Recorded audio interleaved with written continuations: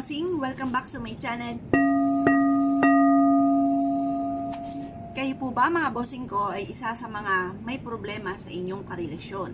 At ang inyong karelasyon mga bossing ko ay parang napapansin ninyo na may pagbabago.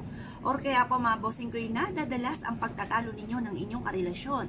At kayo po ay walang humpay na ang pag-aaway mga bossing. Or kaya ang inyong karelasyon ay sumakabilang bahay na mga bossing.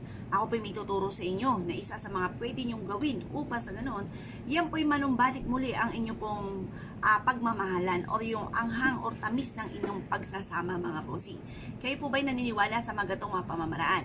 Pero mga bossing ko, ako'y naniniwala na kung ikaw pa mga bossing ko'y mananahimik at gagawa ka ng ganito at magdadasal ng taimtim, lahat ng mga problema ay kayang solusyonan mga bossing. Kaya kung kayo ay may mga ganyang sitwasyon, kailangan positive ka lamang, huwag kang dakdak ng dakdak, itahimik ang inyo pong bibig mga bossing, at yan po mga bossing ko yung mag-focus ka lamang sa inyong gagawin at walang imposible.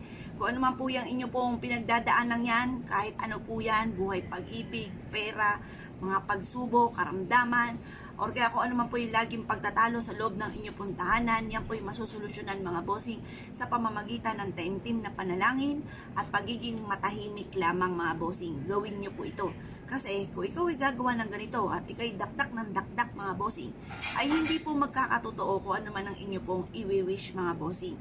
Kaya mas mainam mga bossing ko, kayo po ay positive lamang at makakamtan nyo ang lahat ng inyo pong mga ninanais mga bossing. Ngayon po mga bossing, ano po ba ito? Kailangan lamang po natin mga bossing ko ng asukal. Yan, asukal mga bossing. Pasensya na mga bossing kasi ang aking asukal ay napakaraming langgam na itim. Hayaan nyo lamang po, swerte naman po ang dulot po niyan. Huwag lang langgam na pula.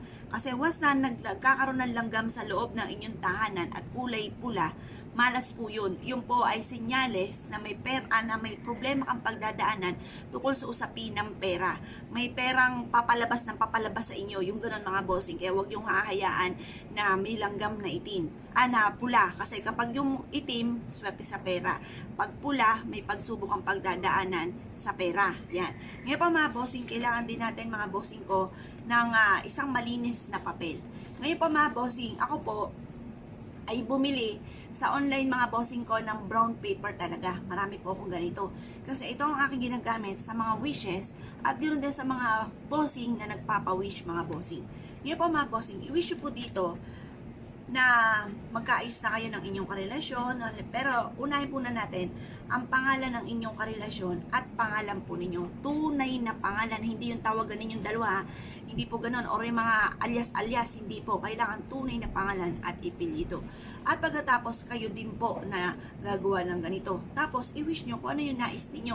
Na magkaayos na kayo, magbago na yung karelasyon ninyo, at siya po ay maging responsable sa kanyang pamilya, sa kanyang mga anak, tigilan ng pambababae, at saka katigasan ng ulo, yung mga bisyo, yung mga ganun mga bossing. Pagkatapos nyo po yung i-wish, positive ka lamang. Kailangan yung mga wini-wish ninyo mga bossing ko, mula sa puso, taimtim na panalangin, makakamtan nyo lahat ang inyong mga kahilingan.